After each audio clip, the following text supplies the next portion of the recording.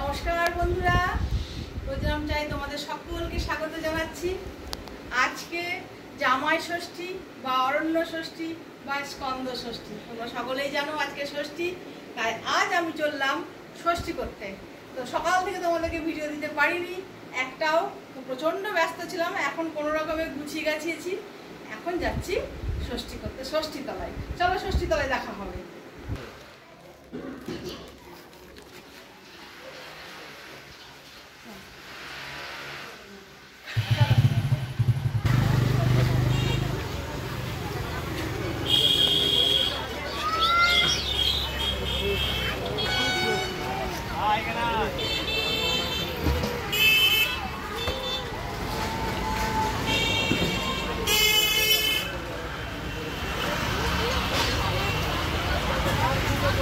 Hello বন্ধু, এই যে ষষ্ঠী পুজো বটগাছতলায়।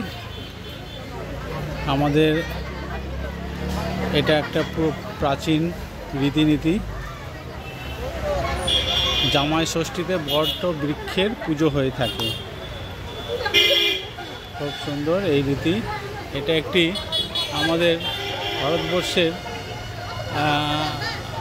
খুব পুরনো রীতিনীতি এবং আমরা বৃক্ষকে যে ঈশ্বর জ্ঞানে পুজো করি সেটাই তার নিদর্শন।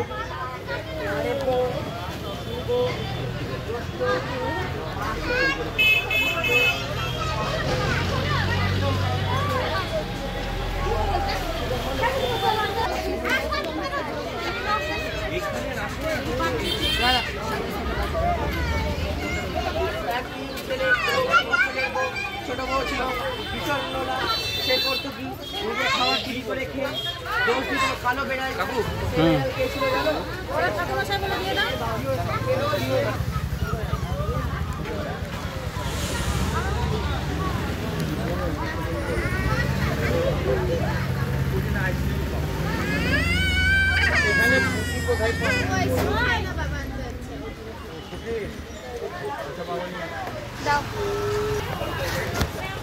এই যে ষষ্ঠীতলা আমাদের ঘোড়াপির মোড়ের কাছে, এটাকে ট্রাক স্ট্যান্ড বলা হয়। ট্রাক স্ট্যান্ডের কাছে এই ষষ্ঠীতলাতে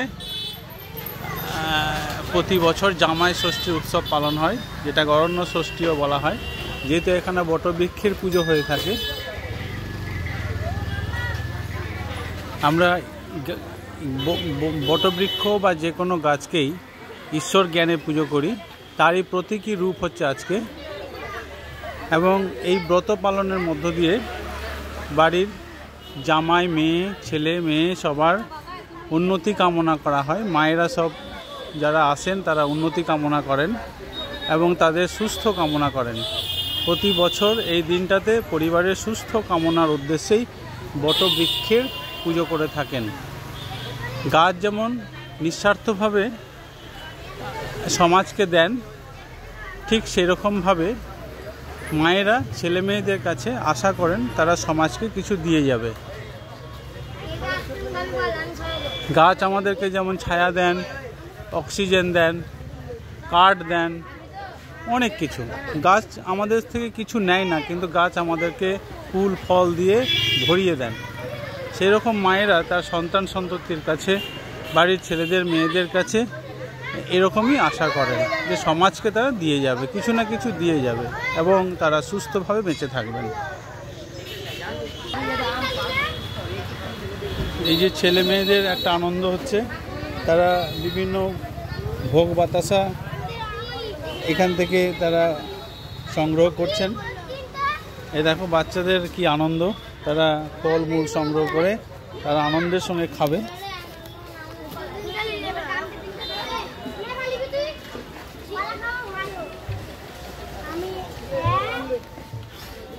কোথায় বাড়ি তোদের? ও এখানে পেলি প্রসাদ পেলি? আচ্ছা, বাহ, কলা তো অনেক পেয়েছিস। কলা তো অনেক পেয়েছিস রে। এদিক তাকা, একটু এদিক তাকা, অনেক কলা পেয়েছিস তো।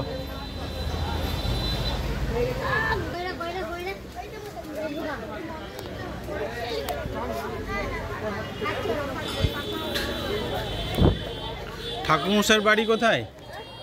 মঙ্গলবাড়ি। মঙ্গলবাড়ি থেকে? মঙ্গলবাড়ি ঘোষপাড়া আরো ভিতরে। আচ্ছা, ওহো, কত? খোয়ারটা যেটা বলছে ওই জায়গা। মোহিনী সরকারকে চেনো? মোহিনী সরকার বাড়ি কোথায়? ওই তো খৈহাটটাতেই। খোয়ারটার আরো ভিতরে। আমাদের বাড়ি একবার কেউ যেতে পারবে না, রাস্তা ভুলবে। তাই? হারিয়ে যাবে। ওদের খৈহাটটা, আমি যার নাম বললাম মোহিনী সরকার, ওর খৈহাটটাতেই বাড়ি। হতে পারে। আমাদের বাড়ি খোয়ারটা থেকে আরো ভিতরে কর্মকার পাড়া, তারও ভিতরে গান্ধী কলোনি। গান্ধী কলোনি, আচ্ছা। আমি ফুটানি মোড়ের দিকে যাই তো। হ্যাঁ হ্যাঁ হ্যাঁ। তো ওইখান থেকে প্রতি বছর আসো এখানে পুজো করতে? আচ্ছা।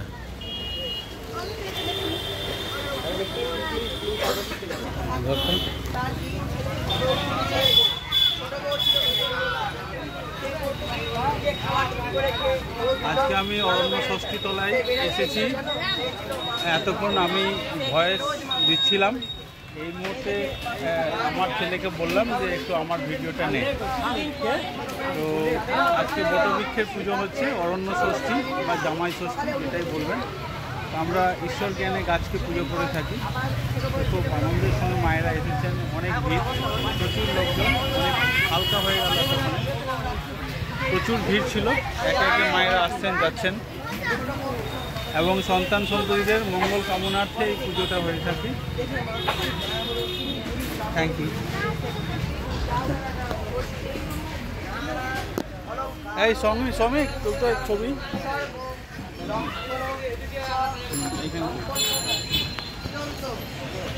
আমার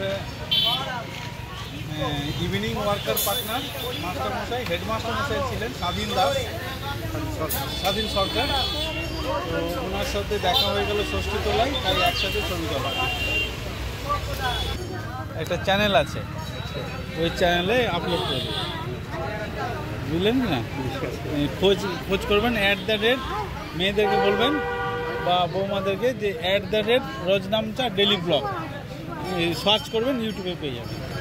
হ্যাঁ, অনেক ভিডিও দেওয়া আছে, বিভিন্ন ঘুরতে যাওয়ার ভিডিওগুলো আছে।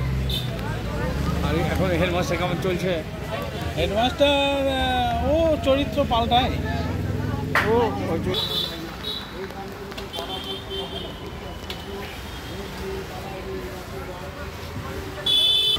হলো, তোমার শেষ হলো? হ্যাঁ, এই যে আমার পুজো হয়ে গেছে।